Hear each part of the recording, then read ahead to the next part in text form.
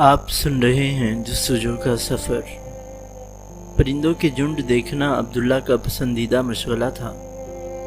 جب پرندے فلاک کی صورت میں اڑتے تو اسے قدرت کی سادگی اور کمال پہ تعجب ہوتا کہ کہاں تو اتنی پیچیدہ پرواز اور کہاں اتنے سادہ اصول جو اسے دوسرے پرندوں سے ٹکرانے نہیں دیتے، نہ سمت بھولنے دیتے ہیں، اور اڑان کا تو وہ ہمیشہ سے ہی شیدائی تھا۔ وہ سوچتا پرندوں کو بھی روٹی روزی زمین پہ لاتی ہے، انسان کو بھی چاہیے کہ تھوڑی دیر معاش کی فکر میں لگائے اور پھر اڑ جائے خدائے پاک و برتر کے جہاں میں، اور چھوڑ دے آزاد اپنے تخیل کو کہ مشاہدہ ہو خدا کی صناعی کا۔ وہ سوچتا پرندوں کی طرح انسانوں کے بھی پر ہوتے ہیں، ایک ہمت کا، دوسرا شوق کا، دونوں کے سائز برابر ہونے چاہیے تاکہ اڑا جا سکے۔ بے شک اللہ نے دنیا اہل ہمت اور اہل صبر کے ہاتھ میں رکھی ہے۔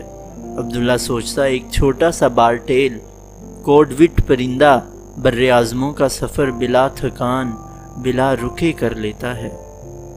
دنوں کے سفر میں اسے نہ نیند آتی ہے نہ بھوک لگتی ہے۔ چھوٹی سی چڑیا ہزاروں میل اڑ جاتی ہے اور کوئی طوفان، کوئی ہوا، کوئی بجلی، کوئی بارش اس کا راستہ نہیں روک پاتی۔ سائنسدانوں نے 9 دن اور 9 راتوں کی 11,000 کلومیٹر کی فلائٹ ریکارڈ کی ہے بغیر رکے جو یہ پرندہ کر لیتا ہے۔ اسے لگتا کہ وہ خود بھی ایک پرندہ ہے اور لا الہ الا اللہ اس کا ترانہ ہے۔ عبداللہ کو خاردار تاریں پسند نہیں تھی۔ وہ کہتا کہ لگتا ہے اڑنے والے پرندوں کو کسی نے لائن میں پرو دیا ہے۔ اتنی بڑی دنیا میں بھی عبداللہ کو اپنا دم گھٹتا محسوس ہوتا۔ وہ چاہتا کہ آزاد ہو جائے۔ آج عبداللہ کی ملاقات پھر انہی کراچی والے مولوی صاحب سے ہوئی۔ وہ اپنی بڑی سی گاڑی میں اسے اپنے مدرسہ دکھانے لے گئے۔ گاڑی میں ان کے مسلح محافظ بھی تھے۔ عبداللہ انہیں یاجوج ماجوج کہتا۔ گاڑی میں عبداللہ سوچ رہا تھا وہ تو بیکار آدمی ہے، مگر کسی نے اگر مولوی صاحب پر حملہ کیا تو وہ گاڑی کی سیٹ کے نیچے چھپ جائے گا۔ پھر وہ اپنے خیال پر خود ہی ہنسنے لگا کہ اگر مر گیا تو مولوی صاحب کے مرید کہیں گے واہ جی واہ کیا موت ہے، حضرت کے چرنوں میں موت آئی۔ تو وہ سوچنے لگا حملے کی صورت میں مولوی صاحب کے سر پر چڑھ جائے گا، مگر پھر شاید ان کے مرید کہیں گے واہ جی واہ حضرت کی جان بچانے میں اپنی جان دے دی۔ باڑ میں گئے سب، میں مروں ہی کیوں اس کار میں۔ عبداللہ نے زیر لب دعا مانگی۔ خیر اللہ اللہ کر کے مدرسہ آیا۔ کیا خوبصورت عمارت تھی۔ یہاں انگریزی بھی پڑھاتے تھے۔ عبداللہ ایک کلاس میں جا کر انگریزی میں بات چیت کی اور مدرسے کے بچوں کی انگریزی سن کے بڑا خوش ہوا۔ کوئی وجہ نہیں کہ مدرسے کے بچے پڑھ لکھ نہ سکیں اگر ہم انہیں صحیح تعلیم دے دیں۔ مولوی صاحب اسے آخر میں بلائی منزل پر لے گئے اور وہاں ایک طالب علم کو بلوایا گیا۔ اسے سب کمپیوٹر بچہ کہتے تھے۔ بچے نے آ کر قرآن پاک سنانا شروع کیا۔ اسے جو آیت سنائی جاتی وہ وہیں سے قرآن پاک پڑھ لیتا۔ اسے سب کچھ یاد تھا، سورت مکی ہے یا مدنی، کتنی آیات ہیں، کتنے رکوع ہیں، سب کچھ۔ عبداللہ کی طبیعت سخت مقدر ہوئی۔ اسے یہ گیم بالکل پسند نہ تھے۔ اللہ حسین ہیں، حسن کو پسند کرتے ہیں۔ کیا ہی اچھا ہوتا کہ اگر ذہین بچے کو ایک صورت آتی، ترجمہ، تفسیر اور اس کی روح کے ساتھ۔ حضرت عبداللہ بن مسعود رضی اللہ تعالی عنہ سے جب کہا گیا کہ فلان شخص الٹا قرآن پڑھ سکتا ہے تو انہوں نے کہا اللہ اس کے دل کو بھی الٹ دیں گے۔ حضرت عمر فاروق رضی اللہ تعالی عنہ نے 12 سال میں سورہ بقرہ یاد کی۔ عبداللہ سوچنے لگا جتنے حافظ ہمارے دور میں ہوتے ہیں شاید کبھی بھی نہ ہوتے ہوں، لیکن جتنا عمل ہم لوگ کرتے ہیں قرآن پر اتنا کم عمل بھی شاید کبھی نہ ہوا ہو۔ اسے حفظ کرنے یا نہ کرنے پر کوئی بحث نہیں تھی۔ کلک صرف اس بات کا تھا کہ میرے محبوب اللہ کا کلام ہے، محبت سے پڑھنا چاہیے، ایسے کہ جیسے عبداللہ درخت کو دیکھتا تھا، تمام جزیات، احساسات، تراکیب اور روشنیوں کے ساتھ۔ عبداللہ سوچنے لگا قرآن پہ تماشا کبھی نہیں لگانا چاہیے، اللہ کا کلام ہے۔ اب ادب ملحوظ خاطر رہے، بے ادبی میں جب کوئی انسان اپنی زبان کھول دیتا ہے تو نماز چھن جاتی ہے۔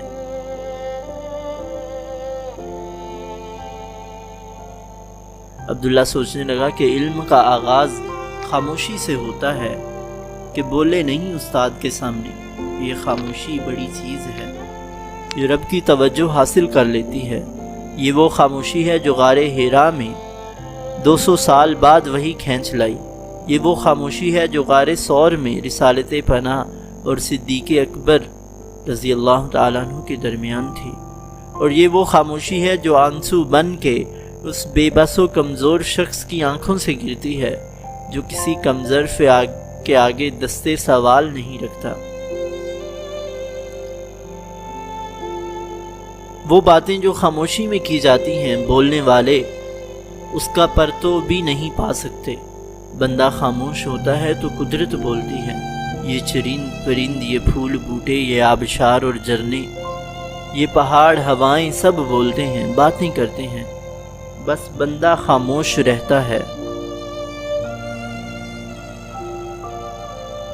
علم کا دوسرا پڑاؤ سننا ہے، آرام سے، سکون سے۔ بات کیا ہے، پس منظر کیا ہے، کون بول رہا ہے۔ سننا اور سنتے رہنا بے شک اللہ کی بڑی نعمتوں میں سے ایک ہے۔ جس کے اندر جنگ جاری ہو اسے کان پڑی آواز سنائی نہیں دیتی۔ باہر جنگ جیتنے سے پہلے اندرونی جنگ کا خاتمہ ضروری ہے۔ اپنے آپ میں گم ہو جانا دنیا میں گم ہونے سے کہیں بہتر ہے، اور بے شک اللہ سے بہتر سننے والا کون ہے۔ علم کا تیسرا پڑاؤ حفظ ہے، کہ جو کچھ سیکھے یاد کرے یا لکھ لے کہ بوقت ضرورت کام آئے۔ علم کا چوتھا مرحلہ عمل ہے، کہ جو کچھ سنا، جو کچھ لکھا، اب اس پر عمل کر کے اسے بٹھی میں پکا لے۔ علم کے اوپر آزمائش کی بٹھی چلتی ہے تو علم دل پر ثبت ہو جاتا ہے، پھر مٹائے نہیں مٹتا۔ اور پانچواں اور آخری مرحلہ علم کو بیان کرنا ہے، شائع کرنا ہے۔ علم جمع کرتے رہنا چاہیے اور خرچ بھی کرتے رہنا چاہیے۔ جو شخص علم خرچ نہیں کرتا اس کا علم جمع بھی نہیں ہوتا۔ بدترین ملاوٹ علم میں جھوٹ کی ہے۔ عبداللہ کو لگتا کہ اس نے یہ سارے مراحل اوپر نیچے کر دیے ہیں۔ باتوں کا اسے شوق تھا، سننے پہ طبیعت کہاں مائل ہوتی۔ تھوڑا بہت یاد کر لیا تو کر لیا، عمل کوئی تھا نہیں۔ نقوش ثبت ہوں اور تشریح و ترویج اس سے کبھی ہوئی نہیں۔ آنسو ایسے ٹپ ٹپ گرنے لگے جیسے بارش میں کسی کا جھونپڑا ٹپکے۔ اس نے دعا کو ہاتھ اٹھائے، یا اللہ، اے میرے اللہ سائیں، تو بارش کی بوندوں پر مانگی جانے والی دعاؤں کو قبول کرتا ہے۔ آج میرے آنسوؤں کی بارش ہے۔ اے اللہ، میں نے ہر ایک سے یہی سنا کہ تو معاف کر دیتا ہے، اور مجھے تجھ سے اچھے ہی کی امید ہے، مجھے بھی معاف کر دے۔ اے اللہ، عبادت کی تو قضا بھی ہے، مگر جو زندگی غفلت میں گزر جائے اس کا کیا، بس معاف کر دے۔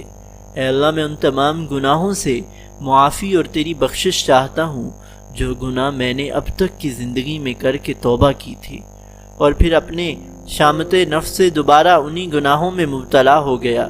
اے اللہ، میں ان تمام گناہوں سے بھی معافی مانگتا ہوں جو اپنی ذات کے متعلق کوئی وعدے میں نے کیے، آپ سے کیے، اور پھر وہ وعدے پورے کرنے کی بجائے پھر انہی گناہوں کو دوبارہ کر لیا۔ اور اے اللہ، ان تمام گناہوں سے بھی معافی مانگتا ہوں جو میں نے اس لیے کیے کہ تو نے اپنی نعمتیں مجھے دیں، لیکن میں نے ان نعمتوں کو تیری نافرمانی کا ذریعہ بنا لیا۔ اے اللہ، وہ تمام گناہ بھی معاف فرما دے جو میں نے کوئی نیکی کا کام جو صرف تجھے راضی اور خوش کرنے کے لیے کرنا تھا، لیکن میں نے اس نیکی کے کام میں تیرے علاوہ کسی اور کو خوش کرنے کی نیت کر کے اپنی نیت اور نیکی کو کھوٹا کر دیا۔ اے اللہ، مجھے میرے گناہوں کی وجہ سے دوسروں کے سامنے ذلیل نہ کر، تو میرے کرتوتوں کو خوب جانتا ہے۔ اور اے اللہ، مجھے عذاب بھی نہ دے کہ تجھے تو مجھ پر ہر طرح کی قدرت حاصل ہے، اور میں تیرے سامنے بالکل عاجز، بالکل بے اختیار اور بے بس ہوں۔